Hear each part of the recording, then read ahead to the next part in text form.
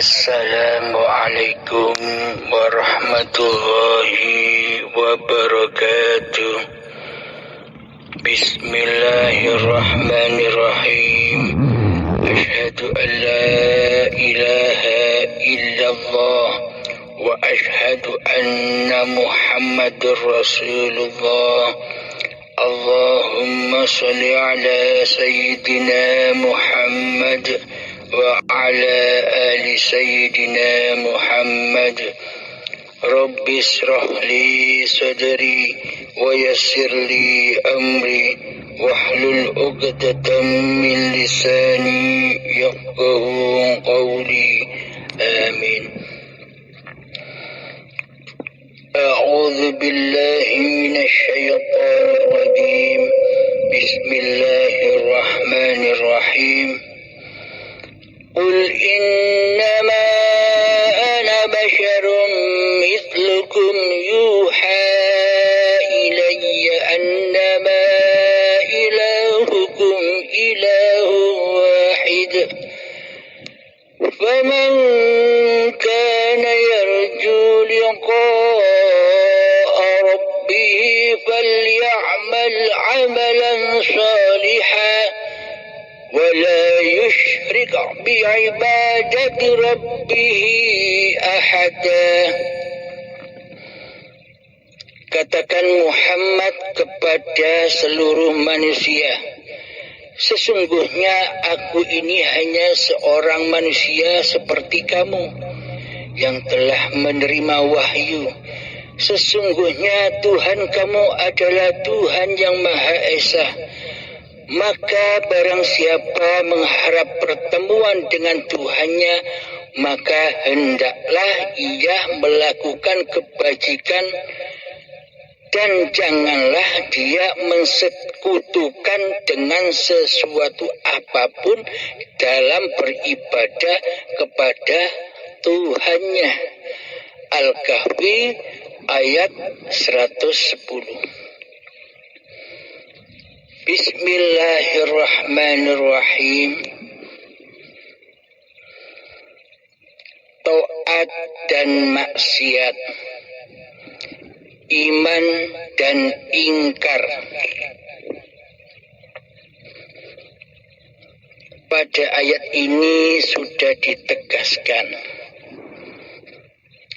yang dimaksud kebajikan, ketaatan, ibadah di sisi Allah adalah bahwa hati kita tidak boleh mensekutukan Allah dengan selain Allah.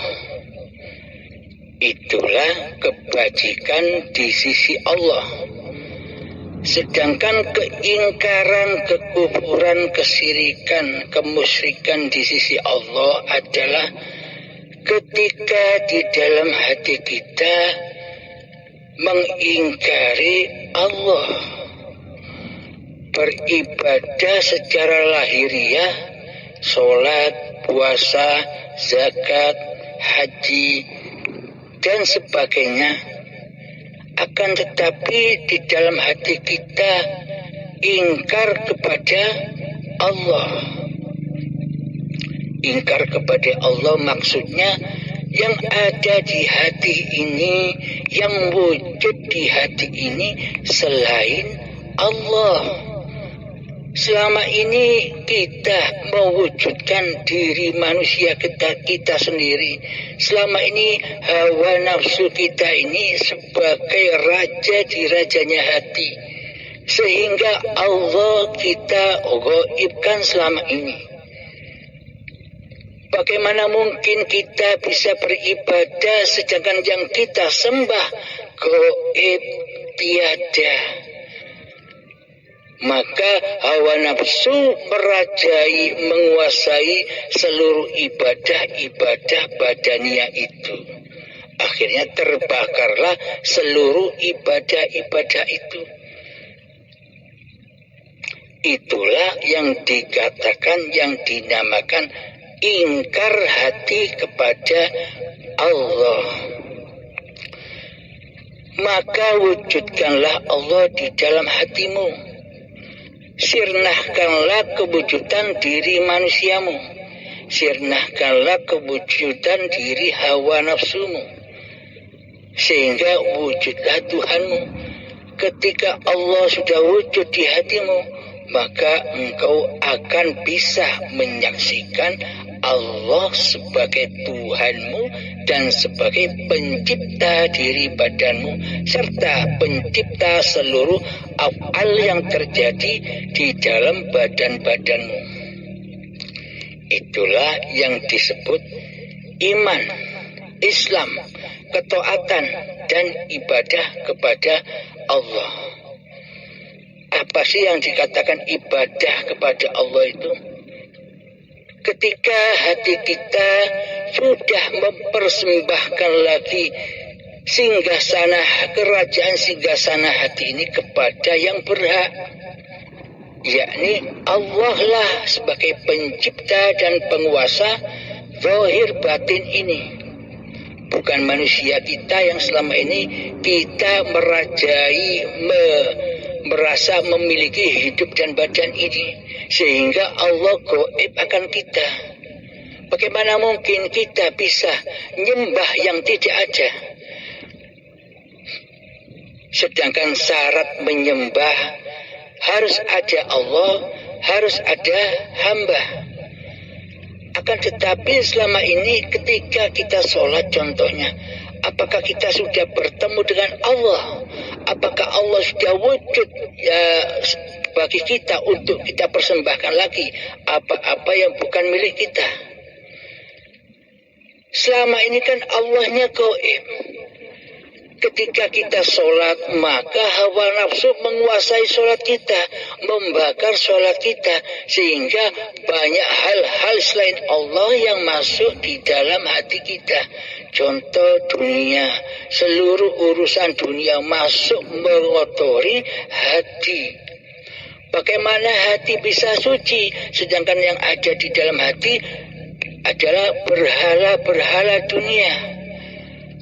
Meskipun engkau mensucikan badan-badanmu dengan air di lautan sampai habis, akan tetapi di dalam hatimu tetap pendirianmu yang wujud hawa nafsumu, sedangkan Allah engkau gaibkan, maka selamanya hatimu tak akan suci. Dengan apa kesucian hatimu itu tercipta? Dengan yang maha suci. Maka wujudkanlah Allah di hatimu. Tumbangkanlah, runtuhkanlah kekuasaan kerajaan hatimu dan hawa nafsumu selama ini. Maka tetapkanlah bahwa hidup ini Allah yang selalu menjaga badan-badan ini sejak dari tanah hingga kepada tumbuh-tumbuhan, hingga kepada buah-buahan, sayuran dan padi, hingga dimakan kedua orang tua, hingga menjadi sperma, hingga menjadi segumpal darah, hingga menjadi segumpal daging, hingga menjadi janin, sehingga terproseslah menjadi bayi yang suci. Coba kita pikirkan, kenapa bayi itu disebut suci? Padahal bayi itu tak pernah wudhu, tak pernah sholat, tak pernah puasa, tak pernah haji, tak pernah zikir, tak pernah wiritan, tak pernah ngaji, tak pernah sholawatan, tak pernah tahlilan, tak pernah yasinan dan ibadah sebagainya. Kenapa bayi itu disebut suci? Karena diri bayinya masih suci dari manusia kita. Diri bayinya masih belum mengaku-ngakui keadaan diri bayinya. Karena ketika bayi kita belum ada, kita belum terlahir. Menurut syariat kita terlahir dari bayi, akan tetapi di sisi Allah secara hakikatnya kita dilahirkan sejak datangnya detik-detik akil balai sekitar umur 5 sampai 7 tahun, ketika kita masih sekolah TK, disitulah mulai muncul, mulai bayi ini memakan buah huldi, buah pengakuan diri.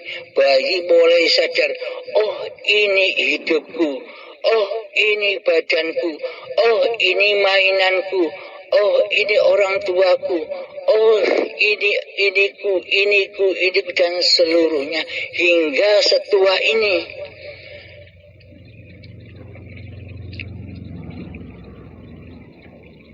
Maka dari itu sadarilah, selama ini kita ingkar kepada hayatullah.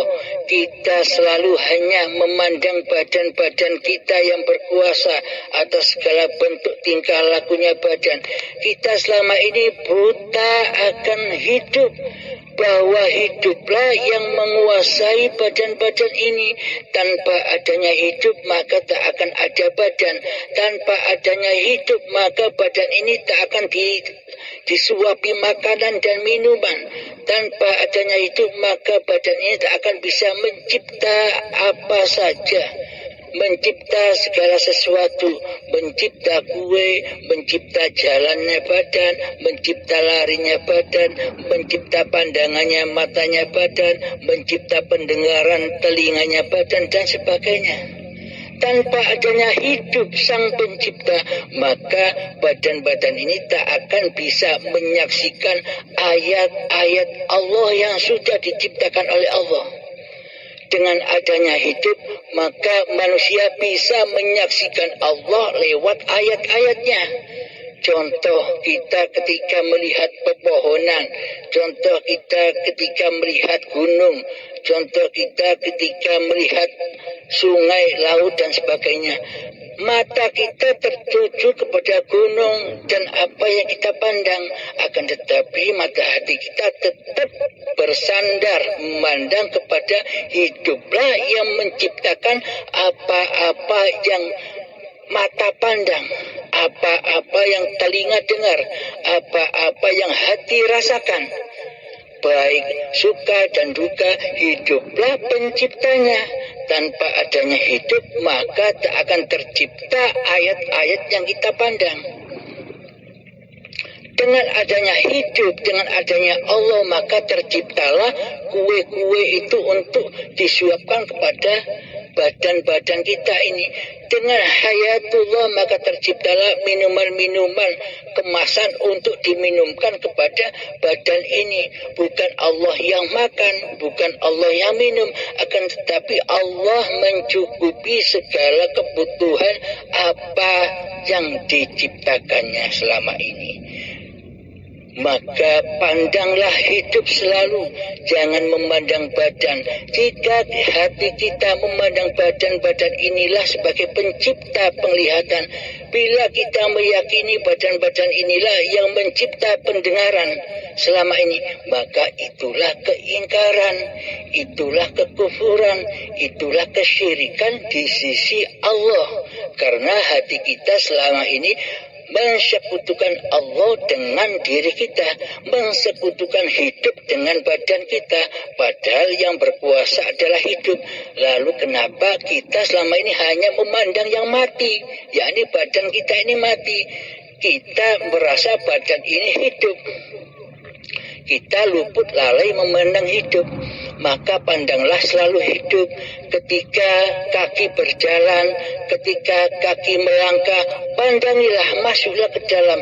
Pandangilah, hiduplah yang berjalan, hiduplah yang berlari, hiduplah yang memakankan badan, hiduplah yang meminumkan badan, hiduplah yang memperkerjakan badan, hiduplah yang mengapa-ngapain apa yang diperbuat oleh badan. Allah lah pencipta dirimu dan Allah lah pencipta seluruh apa yang kau perbuat. Ini dawuhnya Allah demikian.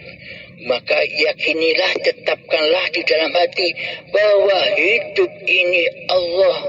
Heningkan hatimu, renungkan di dalam hatimu bahwa hidup ini Allah, mempersembahkan lagi hidup manusia kita kepada Allah.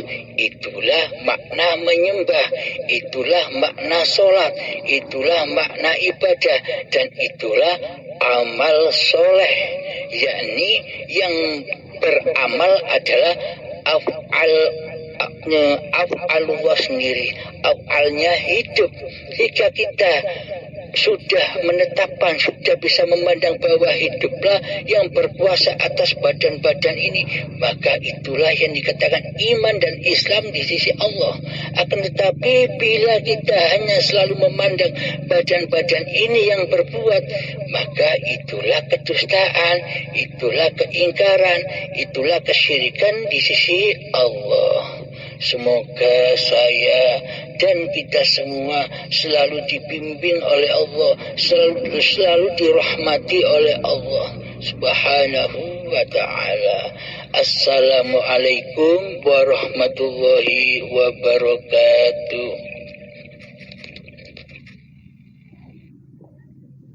Manusia belum bersaksi dengan sebenar-benarnya bersaksi, maka inilah manusia yang akan menjadi mu'alaf setelah nanti bersaksi kepada Allah dan Muhammad Rasulullah. Kenapa kebanyakan manusia tidak bisa menyaksikan Allah dan Muhammad Rasulullah selama ini? Karena di babakan golongan syariat saja, mana mungkin mereka bisa menyaksikan Allah. Ketika kita duduk di syariat, bagaimana mungkin kita bisa menyaksikan Allah? Sementara bagi kita selama ini Allahnya gaib, Allahnya tiada, maka tak akan bisa kita menyaksikan Allah bila Allah itu gaib. Dan angan-angan kita juga, bagaimana mungkin kita bisa menyaksikan Muhammad Rasulullah? Karena selama ini kita menyangka kita harus menyaksikan sosok badanianya Kanjeng Nabi Muhammad yang sudah wafat 14 abad yang lalu. Mana mungkin bisa. Inilah pemikiran orang-orang yang belum mengenal Allah, yakni yang masih duduk di syariat saja, yang masih beragama hanya sebatas kulit atau badannya saja, hatinya belum Islam kepada Allah. Marilah kita berawal dari, sebelum kita syahadat, kita berawal dari awaluddin ma'rifatullah. Apa yang dikatakan agama itu? Yang dikatakan agama adalah ma'rifatullah, mengenal Allah. Agar apa? Tujuannya adalah agar kita bisa mengabdi kepada Allah. Bagaimana mungkin kita bisa mengabdi dan menyembah kepada Allah sedangkan kita belum mengenal Allah? Coba hayati di dalam hati kita. Bagaimana mungkin kita bisa ingat Allah? Bagaimana mungkin kita bisa berzikir kepada Allah sedangkan sementara kita belum pernah berjumpa dengan hal yang bernama Allah, hal yang mempunyai nama Allah, hal yang memiliki nama Allah? Maka pastilah kita hanya ingat, hanya zikir kepada namanya saja. Contoh begini, Anda mengenal nama saya Abdul Halim, sedangkan Anda tidak pernah berjumpa dengan saya sekalipun. Anda terus sebut-sebut nama saya, Abdul Halim, Abdul Halim, Abdul Halim, Abdul Halim, Abdul Halim. Akan tetapi Anda belum tahu sosok yang bernama Abdul Halim. Nah, ketika Anda berjumpa dengan saya di suatu masjid, di Mekah contohnya. Misalkan di Mekah kita sholat berjamaah bersama-sama